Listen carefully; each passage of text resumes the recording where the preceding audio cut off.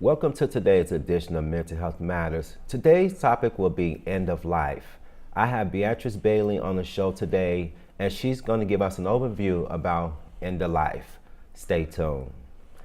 Beatrice, welcome to our show today. Well, thank you. And I want to thank you for taking some time out and just being a guest on our show. I always start off thanking the guests because I know people have a busy schedule. I do. So, thank you. So let's start by you just telling the community a little bit about yourself. Okay. Well, I'm originally from Davenport, Iowa, and a minister's daughter. And I always laugh, yes, there are black people in Iowa, so yes, there's plenty of us there. I went to school at the University of Iowa, graduated here at Sac State.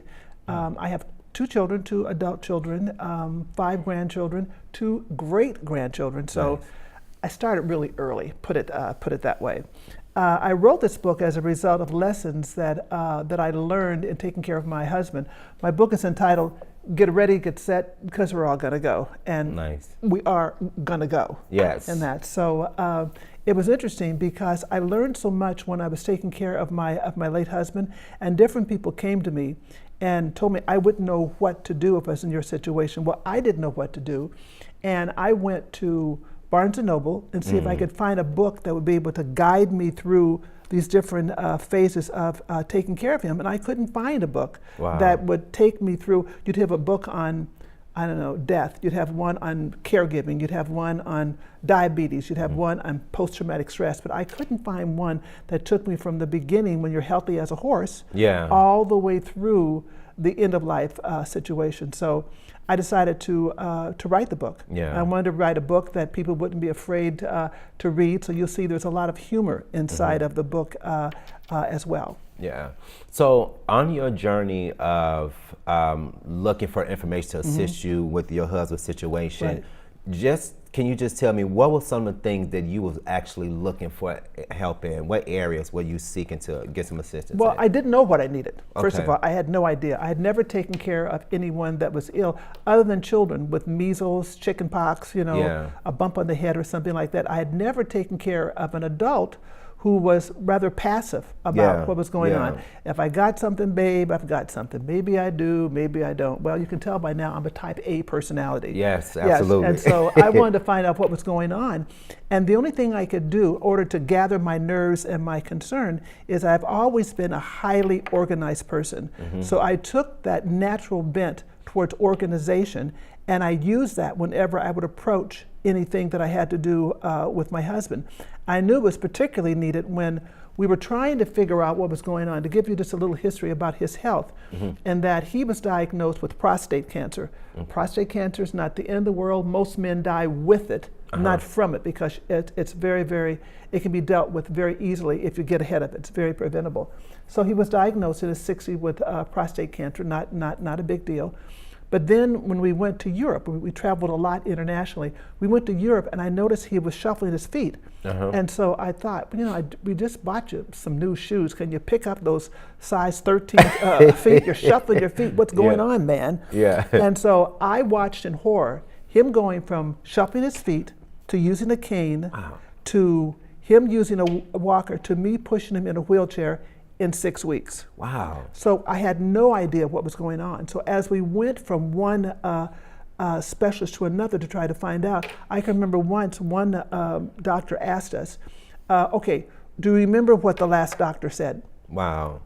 I couldn't remember. Yeah. I literally could not remember. And so I realized then it was very, very important for me to really use my organization. And so what I did is, and this is really important, I got myself an accordion folder, just like this, with different slots. Yeah. So in these slots, I had his medical records, Yeah. I had the doctor's business cards, I had Yes. note paper, I had something that really saved my life, Yeah. which was a spiral notebook. Yeah. So I'd meet with the doctor, I'd write down what was going on, and then because I do like the computer, I would go back Yeah. and then transfer it to an Excel spreadsheet.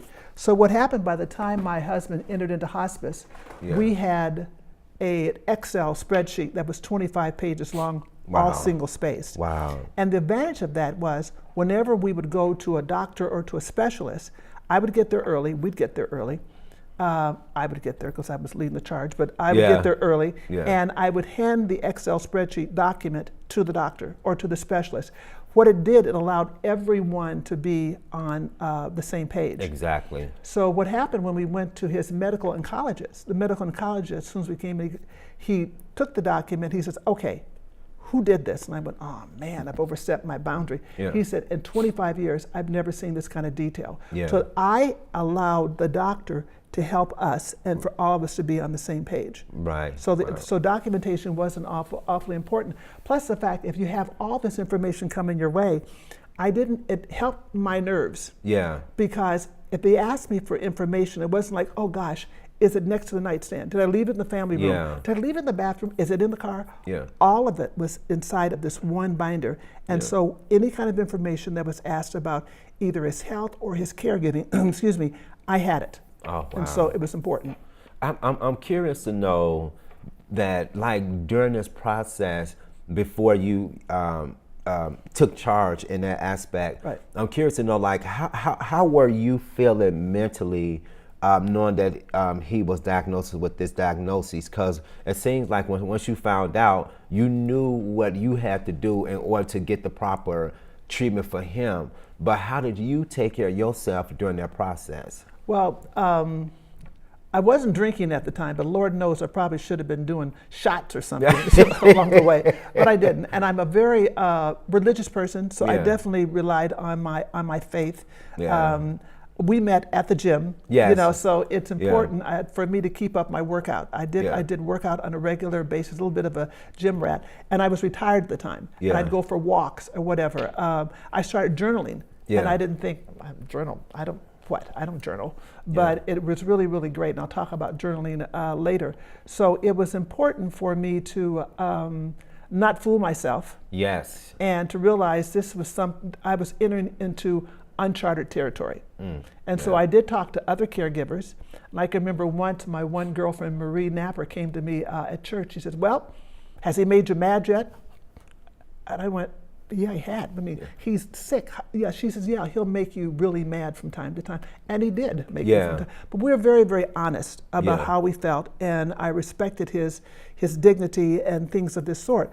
Because unfortunately, we live in a culture where we don't want to talk about death or dying. Exactly. Because if we talk about death or dying, someone might die. Exactly. Well, you know, and my deal is that with my book and the many presentations I've given it, is that it's not a matter of if you're going to die, it's just when. Exactly. And who's going to die. Yeah. So, like I tell people when I give the presentation or sell the book or whatever, you preparing your affairs is not going to cause you to die any sooner. Exactly. You're not. You know, it's a gift that you give to your family. Yes. And with preparation, there's a lot less gnashing of the teeth and screaming, hollering. There's going to be some of that. Yeah. But at least you're going to have some kind of a format and some kind of a framework in order to do that. Exactly. So do you think, is this why, in your opinion, that people, you know, there's so much pushback? Because you think people don't want to deal with it, or I think it's because our culture, the American culture. I mean, how long has this country been in existence? Not that long. Yeah. And that we really haven't. And we don't know how much longer it's going to last. But it's a whole other book, Yeah. whole nother story. But at any rate, we have a very young culture, and we have a culture that's very youth oriented. So we don't want to talk about death or dying. We want to get Botox. We want to do whatever. We want to push back the hands of time. Exactly. You take other cultures, like Asian cultures or the Latin cultures. Yeah. We have Dia de los Muertos, Yeah. where they, he didn't know I could say that. That was, yeah, right. Spanish minor, Iowa. Yeah, Didn't know what I was going to do with it, okay. But that's October, not 31st, November 1st, where they actually go out and they have celebrations celebrating the death of their loved one. It's not like they have skulls and things like that, but that's just their culture. But they talk about that. Yeah. You can go to different cemeteries and you'll see Asian families who are there having a picnic Yeah. at the gravesite of their loved one. Yeah. And so it's incorporated into their culture. Yeah. In the United States, it's just not part of our culture. We don't Yeah. want to talk about it. We don't want people to feel bad about it. And that, so as a result, we don't have the skills necessary to deal with an end of life situation, let alone the end of a life. Right. That's exactly right. I know in our culture, African American culture, we definitely, at least, the people I'm around or grew up with, it's like taboo. It's like you don't talk about it. It's like we deal with it when it happened. Right. I just recently had two friends recently within the last 2 weeks die. One died from a heart attack. This is in Chicago, and the other one recently, with like 2 days ago, died in his sleep.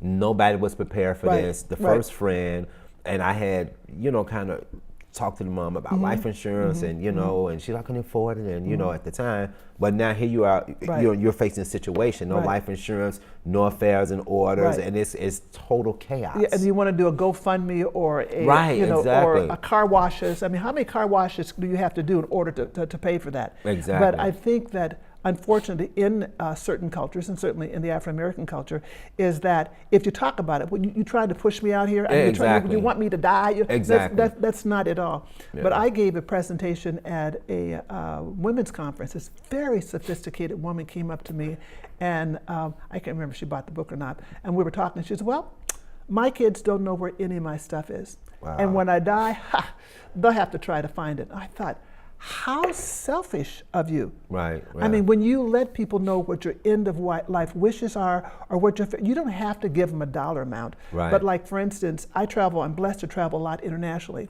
Yeah. And so before I go, I always make sure that whatever the latest document is, my daughter has. Good. And so she doesn't want to talk about it, but she will, address it. Yeah. So I'll email her and say, okay, did you get the latest document? And she says, yes. I got it, and I put it in my dead mother folder. Okay, Yeah. So we use humor in order to deal with it. Yeah. But if something were to happen, she has the key to the safety deposit box. Nice. My funeral's paid for. Yeah. My program's done. Yeah. My obituary's done. Now I tweak it every now and then and whatever. One of them's really funny. One's for the newspaper and all that. But all of that, I have an affinity to do it, because I don't want her to be unduly stressed. When I check out, she's going to be stressed because we're really close. She's my best friend, but not from a point of view of organization. She knows exactly what I want, and that's something that I try to encourage people to do. Yeah. And even if you don't pay for the funeral or whatever, find out what it's going to cost. Right. Exactly. Do your homework. My little aunt died several years ago, and she spent a lot of money in her little mind doing her burial insurance. So when it came time for her to be buried, she had this elaborate funeral that cost $600. Oh, wow. $600. And that's the advantage of having pre-need. Yeah. Everything was done. So she had locked in the cost for her funeral, I don't know, 25 years ago or so. Wow. But she's able to get a funeral at today's prices. Wow. So it really is important. So something I always like to state is that failing to plan is planning to fail. Exactly. And that, so I'm a big believer that knowledge is power. You need to have this information, whether you need it or not. Yeah. And like when I talk to people about the book, buy the book for yourself. I'm not here just to sell the book. I'm just telling information. buy the book for yourself, but your parents should have it. Yeah. If you have children, your children should have it. Yeah. So you can form a sandwich when it comes to helping the middle people. Yeah. And there's a lot of things we'll talk about in a bit that you can do now to lock in costs, like for instance, long-term health care. The younger you are, the lower the rates are. Yes. And so it's interesting, when I married my second husband, Richard, who died. I didn't kill him. He died of lung cancer. I didn't kill him, okay? But our financial planner was saying, you guys really don't need life insurance because you've got enough other investments. You need long-term health insurance. Oh, wow. Because when I married him, he was a diabetic. Yeah. And he was almost, I always say he was 10 years older than I was, but he's really 8. I always told him he was 10 years older than I am. Yeah. And so his health was more compromised Yeah. than mine. So it was important to have long-term health care. And so we had that, and it really was wonderful for him and wonderful for me as well. Wow, wow. So what would you say to someone who is scared to deal with this subject? Because, okay, just like mental health has a stigma attached Right, to it. right. People don't want to deal with it. People don't Right. want to talk about Right. it. And I think that deaf and dying also equally has a stigma Right. attached to it does. too. It does. Well, if you talk about death or dying, you might catch it. If you talk about mental illness, you might catch it. Yeah. Well, I'm here to tell you, you probably already got it. Yeah, yeah. Okay? Yeah. And my family, we've got our share and then some, Yeah. but we've already got it. Yeah. And mental health, luckily, in my family, it's something that we do talk about. Because Right. there is that little variable, that little someone's Yeah. going to catch it. You Yeah. know, so we do talk about it. We're big believers in counseling Yes. and talking about our feelings and things like that, which is atypical for a lot of families. Right. Selfishness. What about those who, may have a loved one? I'm just giving an example. Maybe Right. on life support, and they may not have a quality of life, but they want to just hold on to this particular individual because to them, as long as we hear this machine or they're breathing through this machine, it's a chance. Right. But is it fair to the individual, or do you think it's a form of selfishness to have somebody on a machine and the machine is breathing for them just to keep them there when their quality of life is not, there's no quality of life in a sense? The way you get ahead of that is that while you are in your right mind, mental health matters, Yeah. when you're right mind and you're healthy, you make those decisions up front. Yeah. And you let your family know up front. Yeah. Because sometimes what the situation is, if I've decided that, hey, and my kids know, no DNR. If I can make it on my own, fine. Yeah. If I need a little intervention, fine. But if it looks like there's no chance. Yeah. Just let me slip on out of here. Yeah. Okay. But if you have a relative that maybe they have unfinished business, Yeah. and they don't want mom to die Yeah. or dad to die because they didn't handle their business with the parent. Right. And that. So if I were to die now because of the close relationship I have with my daughter, she'd be upset, but she would follow my wishes. Yes. And that's why you have to have people know what your wishes are. Yeah. And you can change it. I mean, you can change it. You can decide to be cremated and later say, I want to be buried. You can say, I want intervention. I don't want DNR. I want you to do everything you possibly can. But again, what does that mean? Yeah. Something as simple as a DNR. Well, okay, DNR, don't resuscitate, or give me a resuscitation. Don't realize if a person is on their way out, when you do any kind of intervention like chest compressions, you can break ribs Yes. and things like that. So Yeah. you can keep the person maybe alive, but the person can be hurt. Yeah. So again, the gift that a person gives to their family, you decide ahead of time, how do you want to check out? I mean, how do Yeah. you want to handle this? Yeah. And once it's done, it takes a lot of the mental stress Yeah. off of your family. Yeah. Because you may say, I want this. Someone says, nope, this is what mom wants. Exactly. I don't want to do it, but we've got to go by her wishes. Yeah. And that helps a lot. Yeah.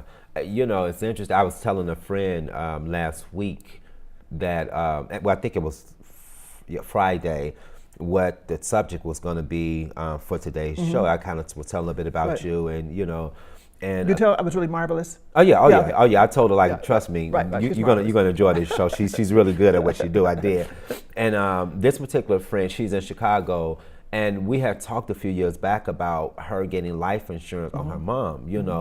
And so when I started talking to her about you and just what you do as far Right. as educating the community about end of life, she was at that time motivated to do it. And I'm interested after when we finish this show, I'm gonna actually call her to see if she actually done it, because she do realize that, you know, it will be a lot of chaos for her, Right. but also mentally she don't want to deal with, she don't even want to think about the fact that her mother is gonna go, and you know, so she feels like, just like you said Right. earlier, if she start to deal with this, it's gonna speed up her mom's process. Well, you know, and then some people think if you're gonna you want to bring it up, well, now you're just after some money. That's what you Yeah. want. We're just no. And again, the key is education. The Yeah. key is just to deal with this as early as possible when you're healthy. Right. I think those in the Sacramento area remember.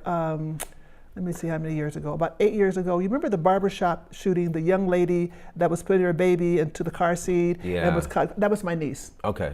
Wow, That was okay. my niece. She's only 30 years old. Yeah. And that, but fate being the way that it is, Yeah. she'd had lupus as a young girl, and she was concerned about her health. Yeah. But she had all of her affairs in order. I mean, Oh, she was man. 30 when she died. I mean, no one expected that. Yeah. But when she died, and that we knew exactly what she wanted, right down to the color of dress Wow. that she wanted to wear. Now, that's the exception to the rule, but again, you don't have to be 65, 70, 80 years old to do this. Right. The younger you are, Yeah. the more you can plan, and then you can tweak your plans along the way. And again, that's a gift that you give to your family. It's important. Well, the younger generation, of course, they're gonna live forever. Forever, or longer than forever. Yeah, so you know, they don't really, it's not something important for them. But I love how the fact that she had her affairs in order, and I don't know if that came from you or just it's a family thing or Well, whatever. you know but what? It's interesting because, was it a family thing? Because when my husband was ill, she was a home health care aide. She was one of the people that did take care of my husband. Nice. And she knew. And what I did for the book, I literally was writing the book while he was ill. Wow. Because with me being as organized as I am, I just am. I just am. Yeah. I would do something, then I would mentally step out of the situation and say, Yeah. okay, what does a person do Wow. that's not as organized as I am? Yeah. And so at the back of every chapter, there are forms that Yeah. walk you through checklists, do this, or Yeah. or places for you to fill in. So she was there with me when I was writing the book. I'm trying to think. I do believe, because she died in December 2010, and the book came out in 2008. So yeah, she had a copy of my book. Wow, nice. She had a copy of my book, and little did I realize that she had read it and put some things down on paper. Particularly, Wow. she had a little child as well. Wow, wow. What type of documentation is needed? I want to focus a little bit more on this. What Right. type of documentation is needed for people to be or get prepared? Okay, my book. Yes, okay. All right, my book Okay. would be good. But you need to decide, first of all,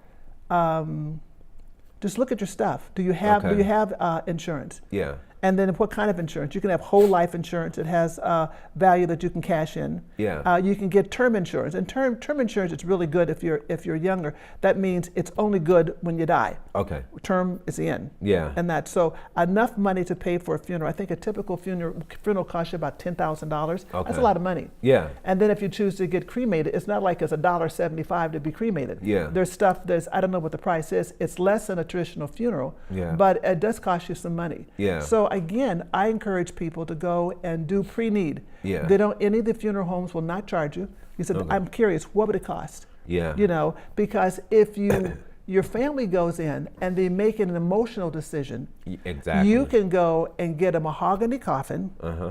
and with a locking drawer. Yeah. A locking drawer.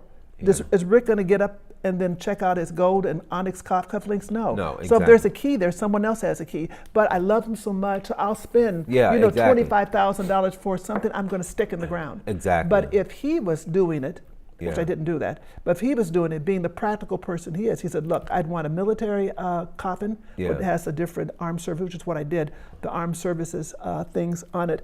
And he would not spend the money that way. Yeah. And so literally when he was dying and I knew I had to do his services, again, checklist. I had Yeah. my checklist, sat down next to him and said, okay, we need to talk about stuff. Yeah. I said, do you want to be buried here? You want to be buried back in Connecticut? Okay. Yeah. Wow. Do you want to be buried at the military cemetery? No. He said, I want to be down there with my buddies. Okay. Oh, yeah. Cremated or burial? I said, no, I don't want to be burned. Cremated. Okay. You want a viewing? Yeah, I can have a viewing. Okay, Yeah. fine. Boom. Wow. And yeah. I just check. Yeah. And what that did, that took a lot of the emotion. I didn't go in there, oh, Rick, I know you're Yeah. dying. And I was able to keep a clear head. Yeah. And he was able to tell me what he wanted, because I didn't know, did he want to be buried back in Connecticut next to his mother? He goes, no, I'll be buried down in my life, 30 years in the service. Yeah. I want to be in a military cemetery. Wow. You know, so I was able to do that Yeah. with him ahead of time. Yeah. You know, I knew where all the key, I knew where all of his key military papers are, because if you're dealing with military, there's a document called the DD-214. Yeah. To me, that sounds like bug spray. You know, Yeah. there's a roach, kill him with the DD-214. You know, but no, Yeah. it is Yeah. a document that the military people are given when they retire, or they, whatever it is they do when they Yeah. leave the service, and all of your military benefits are triggered off of this particular document. Well, if I didn't know where that was, Yeah. I mean, I wouldn't be able to do some of the other things. So Yeah. it's important for people to know where key documents, even if you're healthy, key documents. When, for instance, I was young enough to get his widow's benefit through Social Security. Yeah. I mean, through Social Security. I could do it early. So I had to find his divorce. He was married before, his divorce papers. Yeah. But he had one box where all that stuff was. Wow, nice. And so I had to provide that kind of information. But this is the kind of stuff that you have to do early on. As soon as Yeah. you get married, I mean, people need to look at stuff. Yeah, exactly. And it doesn't mean that you're being ghoulish. Yeah. Something as simple as you look at your, we may be getting ahead when we come back to it, but that's fine. Something as simple as budget. Yeah. You know, if you're a two-income household, Yeah. two-income household, and one of that income is going to be gone, Yeah. can you keep the house? Yeah. Oh, yeah. Can you keep the house? If not, you need to look at how you're running your lifestyle. Yes. So that if one of you are gone, Yeah. and that either you downsize or you do something, plan to work longer or Yeah. whatever. Yeah. But again, these are the kind of decisions you need to have, and to have those discussions early on. And no one's really trying to rush someone to the grave. Exactly. You're just handling your business. Yeah. Just Yeah. handling your business. Let's speak to the emotional part of this, because there's a lot of people like that may not have like your personality. You kind of like me. I'm like that. I'm gonna go get them organized. Right, Let me right. get it done. Right. Direct. Let's just do it, because this is what it's a part of life. You're gonna have to deal with it. Right. There's no avoiding this No. stage of life. No. So why not go at it head on? Right. And make things easier for you. Right. And the ones that's going to be affected by this person that you lost. But for those who may not have that type of personality, or may not be able to do it the way that you and I may do it, there are those that emotionally they just can't. Right. They just cannot deal with it. What tips would you give them to just slowly, to get their wheel spinning, so to speak? Well, you gotta just. I would tell the person, okay, if you're gone or that loved one's gone, what's the rippling effect of that person no longer being around? Yeah.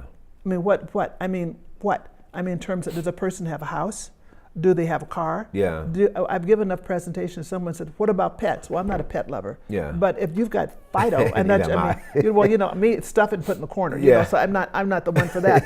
But I'm just not. But if your animal is your little furry friend, Yeah. do you make arrangements for someone to take the dog? I mean, Yeah. just simply imagine you or your mom, your aunt, your brother, your husband, whatever. They're gone. Yeah. What does it look like for them to be gone? And Yeah. what are some of the things that you have to deal with? Something as simple as, do you have the person's passwords? Yeah. Like I do, man. 99.999% of all my financial transactions are done online. Wow. But if a person doesn't have my passcodes, That's true. if you don't have the right person on your safety deposit box, if I have you on the safety deposit box, but you're going to leave and go back to Chicago, and I forgot to update it. Yes. Something happens to me, they can't get into the safety deposit box without a court order. Yeah. So you have to do a lot of contingency planning. Yeah. And if you can go online, there's so much great information. not as great as my book, Yeah. but there's so much great information Yeah. online where you can go and just do what are some of the things I need to do prior to dying or something Yeah. like that. And there's all kinds of different organizations that can give you checklists Yeah. and things like that. But just simply look around at something as simple as all the stuff in your house. And Yeah. I've lived not long enough, I got stuff. But what I've started doing is something as simple as my husband gave me a beautiful engagement ring, and I wore it for about a year, 2 years after he died. Then I didn't wear it. I put it in the safety deposit box. Yeah. And in my will, I willed it to my granddaughter. Yeah. But it's been in the safety, he's been gone 12 years. It's been in the safety deposit box for 10 years. Yeah. My granddaughter was going to get married this year. And I thought, why is it in the safety deposit box? Yeah. And I said, would you like to have the engagement ring that Papa gave me? She said, really? Yeah. She said, yes. And so she got married, and Yeah. I gave her the ring. Nice. I've given my daughter my pearls because I'm retired. I don't do that. So I look around at anything of value in my house. That's smart. And that it's already on an Excel spreadsheet. My attorney has it. My financial planner has it. So anything of value, Yeah. it's already designated. Plus, if it's valuable and I'm not using it, I'm giving it away. Exactly. And then so I can see my granddaughter talking to me and seeing the ring flash, Yes. and bringing a smile to my face. I can go to my son's house and see a lot of the paintings that I've done, Yeah. that he has in his house. That's awesome. So that gives me a lot of joy. But there are things online that will walk you through the process. Not to harbor on the book, but again, the book takes you from when you are, 18 years old to you're 103. Yeah. And the different phases Yeah. that you need to do. And again, there are checklists Yeah. in the back. And I don't pretend to be an expert on anything. I consider Yeah. myself to be a traffic director. Yeah. I basically say, okay, it's really important for you to find out about insurance. Yeah. These are different type of insurance. You go find out what's best for you. Yes. I talk about these are different type of funeral plans. Okay, you find out what's good for you. Yeah. But it's just to encourage people, and the difference in the way I've presented my information. Yeah. It's like you're talking to me. There's a little humor. There's humor in the book. Yeah. It's not like I could have entitled the book, Farewell, My Dear Dead Husband. Yeah. I don't think anybody's going to read that book. Yeah. But get ready, get set, because we're all going to go. Yeah. And so it allows you to walk through the scary stuff Yeah. without being so scary. Exactly. So humor, because I was going to ask you, that was one thing Right. I was going to ask you, why do you feel humor can be an important factor when going through the end of life process, in your opinion? Well, it eliminates, it's already a tight situation. It's already Yeah. a stressful situation. Yeah. But if you can find some humor in it, Yeah. it's just, I just find that diffuses the situation. I can remember once I came downstairs and I think he was on morphine at the time. Yeah. And as I was talking to him, he's kind of out of it. I said, "Are you in La La Land?" He said, "Yeah, I am." I said, "What does it look like?" He says, "Well, there's a lot of really pretty lalas just laying around here, So we would laugh about that. Yeah. I can remember coming down one time and he snapped at me. Yeah. I went, "Whoa!" I said, "Well," him being the service, I said, "You're going to get a demerit for Yeah. that tone of voice." He said, "Put me down for 5 today." So I went, "Ooh, it's going to be that kind of day." He said, Yeah. "Yes," and then we Yeah. started laughing. Yeah. We started laughing. So it's, something as silly as the day that my husband died. My good girlfriend Denise Hammond, she and her husband were really close to me and to my husband. Yeah. And so when the funeral home was coming to get the body, we were sitting there waiting. Yeah. And she sat there and she looked at me and she looked at one of my chairs. She says, "Well, Rick told me I could have that chair after he died." I looked at this, she said, "And that new fan in the kitchen, the really nice one, Yeah. I think Rick wants me to have that too." So we started. I said, "My husband just died, and you're looking." He said, "Well, Rick wants me to have that stuff." Yeah. Now that's kind of ghoulish, but it was funny. Yes, exactly. It was funny at the time. But you Exactly. also have to know your audience. Yes. Not everyone is going to do that. I had a good girlfriend whose daughter died recently. She's 35 years old. Wow. And she died in her sleep unexpectedly. Wow. And that was just terrible. So we were Yeah. talking about it when it happened. And I said, "Boy, her name was Catrice Miller." Uh-huh. And so I was telling her mom that I've known her for years. And I said, "You know what? We're going to miss Catrice so much." I said, "But everyone's got to remember," I said, "Catrice was a rascal." Yeah. I said, "She was a little troublemaker." Yeah. And she started laughing. She said, "Yes, she was." Yes. And so we started talking about funny things Yeah. about her. Yeah. And so while we both cried, we Yeah. also laughed. Yeah. So again, you got to know your audience. Someone else may feel offended if you do that. Exactly. But you got to know who you're talking to. That's exactly right. You know, I like how you brought up passwords because that's so minute and people don't think about that. Right. I mean, me processing through my mind, like, wow, okay, we got password on our phone, we got password, you know, for Your bank accounts, right, just all right, type of stuff. For Facebook. Right, Facebook. Who's going to manage your Facebook? Lord. Exactly. Yeah. You know, and a lot of people don't know too that, you know, you could, for example, if you open up a bank account, you Right. could actually get somebody on that account. I forgot how it go, but kind of like a beneficiary type Right. of thing. You know, if you pass away, Right. then they can be entitled. It's called payable. It's payable by death. That's all my accounts are Yeah, that way. yeah. So if I die, Yeah. my daughter takes it over. She's got to have proof that I died. Yeah. So much of it is triggered with a death certificate. Yes, exactly. Because I mean, who said I died? Yeah. She said I died. So Right, exactly. I need to get all of her savings. Exactly. No, her name is on that. So It's Exactly. important. And the same thing like your registration on your car. Yes. Your name could be on it, but someone else could be on there in case they want to sell it or whatever. Wow. See, I didn't know that. But yeah, and something as simple as even canceling his car insurance. Yeah. I couldn't cancel his car insurance until I had a Really? death Wow. certificate. So Wow. I'm married to you, Yeah. all right, but you really made me mad. Yeah. So we're getting a divorce. Yeah. So I call up farmers and say, Jesse died. Yes. And so take him off the insurance. So you're Yeah. riding all over in your Beamer. You're riding all Exactly. over town. No insurance. Exactly. Because your ex-wife is really mad. And Yeah. so no, you've got to have that. That protects the company and protects your family as well. Wow. So that's the kind of detail that we talk about. I mean, why would you think about that? Yeah. Something as simple as Wow. he bought his truck. He bought a new Yeah. truck before he died, and I wasn't with him. Well, Yeah. he's a big guy. He could buy his truck, even though I wouldn't have bought that truck. But he bought the truck that he wanted. Yeah. And so I was driving the truck, and I looked at the registration. Just his name was on it. Wow. So for me to sell the truck after he died would have been a production, but I realized it in advance, and we changed it and added me to the registration. I mean, Man, something that's just smart. as Yeah. simple, as that. Yeah. And so if you're married or have a significant other in that, you want to get that kind of information shared. You're not trying to push anyone into the grave. Right. You just want to handle your business. Right. And that, Right. and it's hopefully you're married to someone that will be understanding and realize you're not trying just to get stuff. Right, You're just exactly. trying to make life a lot simpler for everyone. Yeah. I mean, I think the way that you went about it, I think was very smart and very brave. You had to be the person that you are in order to do that, to go and start doing research and just put things in place as you went through the process. Let's talk a little about the caregiving part. You mentioned that sometimes your husband will lash out. There are people who would feel guilty and feel like that they did something wrong because the person lashed out, when that may not even be the case. So let's speak a little bit about just the caregiving portion. Well, you know what? I mean, if you figure that when you were with that person, whether it's brother, sister, mother, father, whatever, Yeah. and did they lash out when they weren't dying?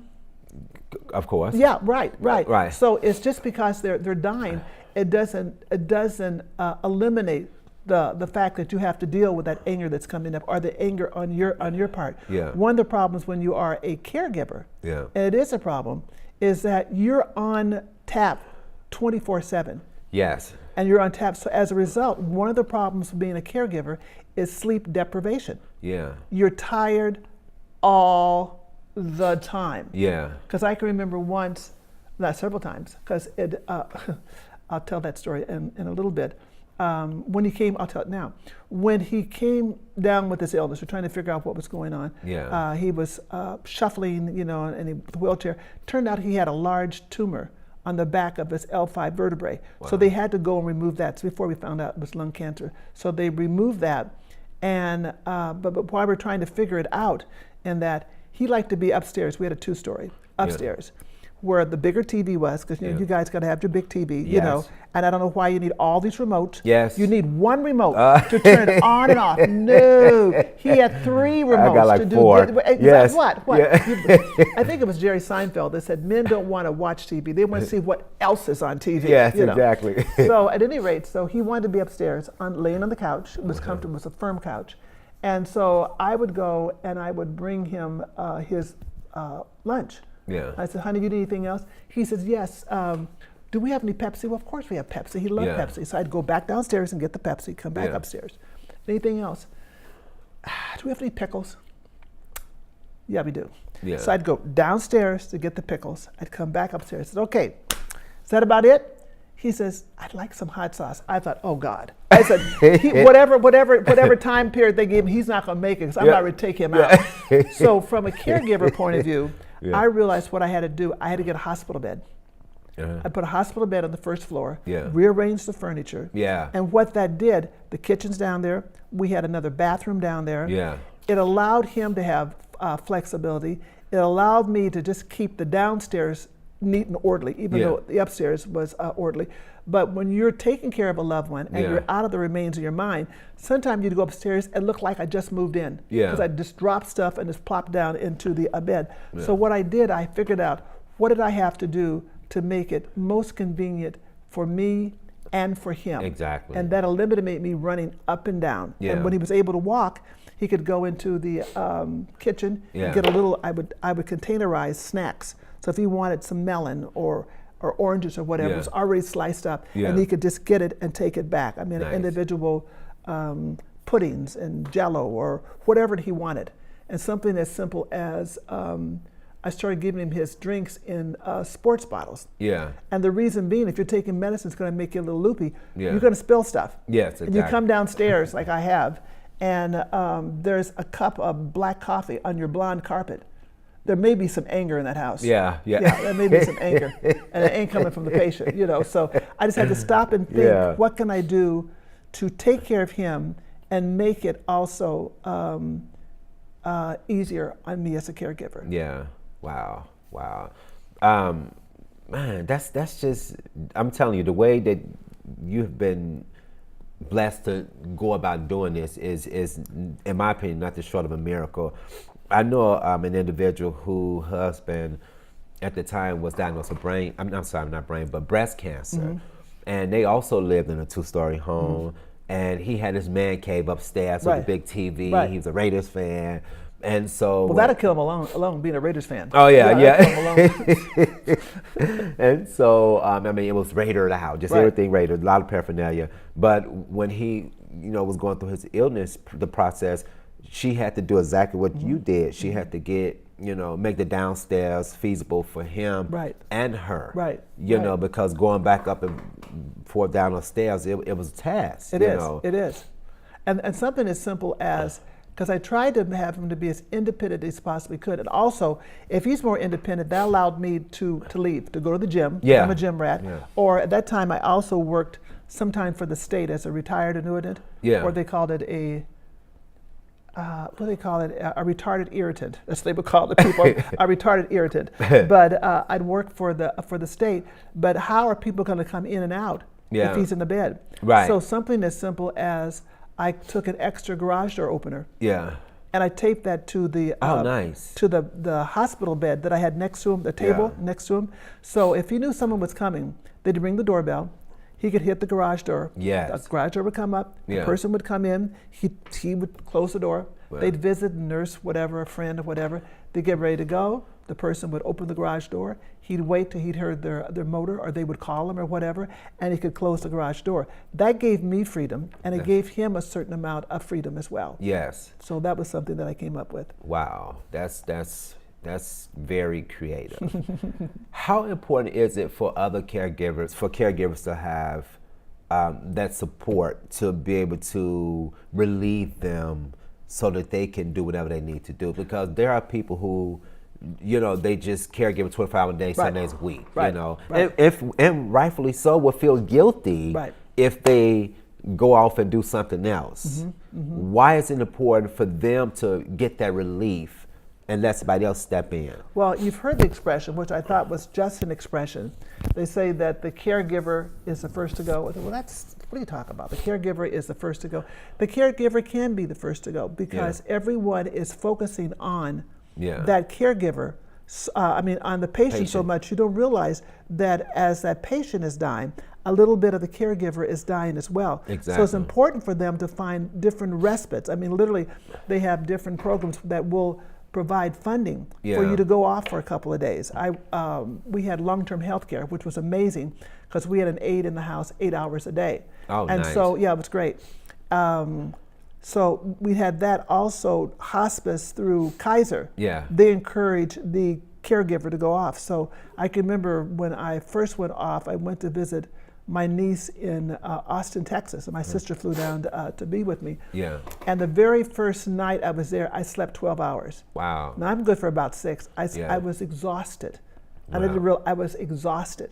But the curious thing was, there were people who really got irritated that I took a respite break. Wow. And that, here your husband's sick and, you married him for better or for worse, and then you going off, whatever. Unless you've been walking in my shoes, you don't know exactly what I'm going through. Exactly. And so what Rick said, there's only 2 people's opinion who count. Yours and mine. That's Everybody else can pound sand. They don't know exactly what's going on. Exactly. And I found the 2 times that I did go and do have a respite break, and that I came back refreshed. Yeah. I was invigorated. I missed him. I was happy to see him. He was happy for me to come back. It was just like 2 nights. Wow. It was 2 nights where all I had to do is to rest. It didn't mean that I wasn't calling 3 or 4 times a day just to check on him. But just physically, I did not have to be there. And so it's important. But people should realize also that there may be people that get their panties in a bunch behind them. Yeah, exactly. Oh, wow, good. Let's talk a little bit about the post-traumatic stress. Mm-hmm. Did you experience any of that during the journey or during I didn't, but what happens is that the reality of the grief is because he was ill for about 18 months, maybe a little bit less.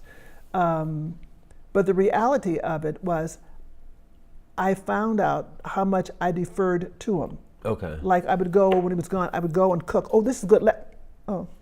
He's not there. Yeah. When my book came, when the first book that I wrote was called Farewell, My Friend, and when the first book came, I was so excited. It was delivered. I opened up a box and he's not there for me to share it with. Wow. I would go get the mail. He was a brainiac, particularly when it came to anything history. Yeah. And we had the National Geographic came as a big picture of King Tutankhamun. Yeah. And I went, oh, he's gonna. Wow. It's not there. Yeah. So what happens is when you're dealing with the death of a loved one, I expected him to die. Because the poor man lost 100 pounds. Of course he was going to die. Yeah. I didn't expect him to go away. Right, exactly. I figured, well, now wait a minute. Don't those people get time off? Can I go down to Lodi? They've got a Starbucks down there. Just to come and visit me at least for Valentine's Day. But no. Yeah. And so it took me a whole year to wrap my head around the concept that he's not coming back. Yeah. He's not visiting his sisters in Connecticut. He's not coming back. Yeah. And he did have post-traumatic stress, and I didn't realize it. He did 2 tours in Vietnam. And so what happened is that when he was getting ill, his personality really had changed a lot. Yeah. And that when I married him, he promised me rainbows and unicorns. Yeah. And there was nothing but coal and sticks in this house. And I thought, I didn't sign up. Whatever's going on, I don't want no part of this. Yeah. So when the hospice social worker came in and she was looking at seeing what's going on, and that she said, okay, I think I know what's going on. Yeah. She says, I'm gonna bring you some literature, but in the interim, I want you to go and to put down some information on post-traumatic stress. Yeah. Well, only thing I knew about post-traumatic stress growing up there's a guy that was had been in World War II. His name was Sarge, because he was Sarge. And so we kids, we would clap our hands and he would jump. The only thing I knew about post-traumatic stress was the startle reflex. Yeah. And that's only, but there's a whole bunch of other levels.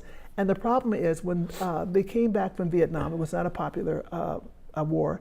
And plus the headset of the military is that if it's bugging you, you're a punk. Yeah. You're going to only a punk is going to ask for help. Right. Suck exactly. it up. Exactly. And so you deal with. So a lot of those guys did marijuana.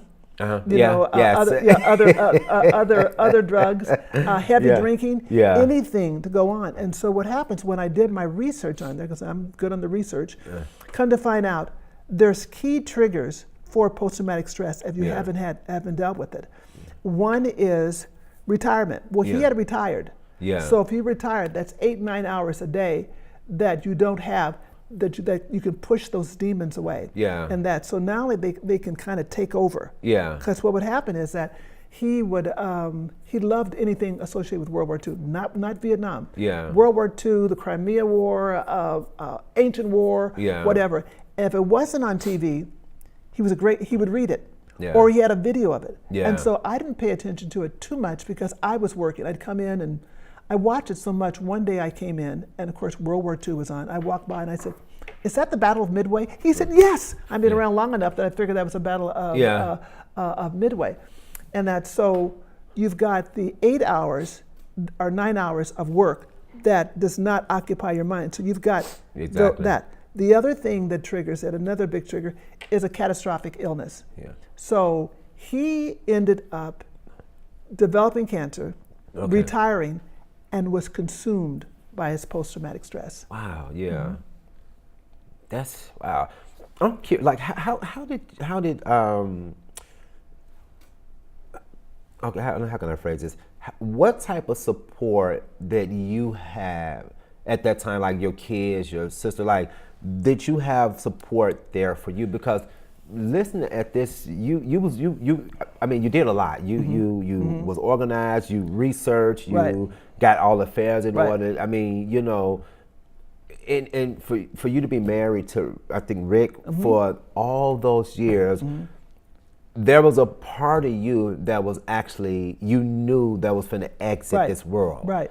So you had to have that support. Like, what type of support did you have? I was blessed. I mean, first of all, I talked about my faith. My faith, I'm very, very strong with my faith. And it's funny, when you go through that and you're a believer and you read your Bible, all those stories written by the men with the long beards and funny sandals and whatever.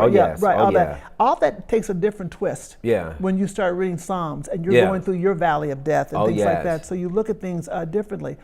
And so I was able to find someone. I was blessed to have a lot of people, really. My sister, I had sisters, my brother, neighbors. I mean, a lot of really good support.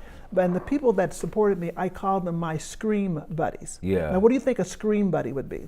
I'm asking you a question. A scream buddy probably would be someone that you confide in, or as a support person, or something like that. Right.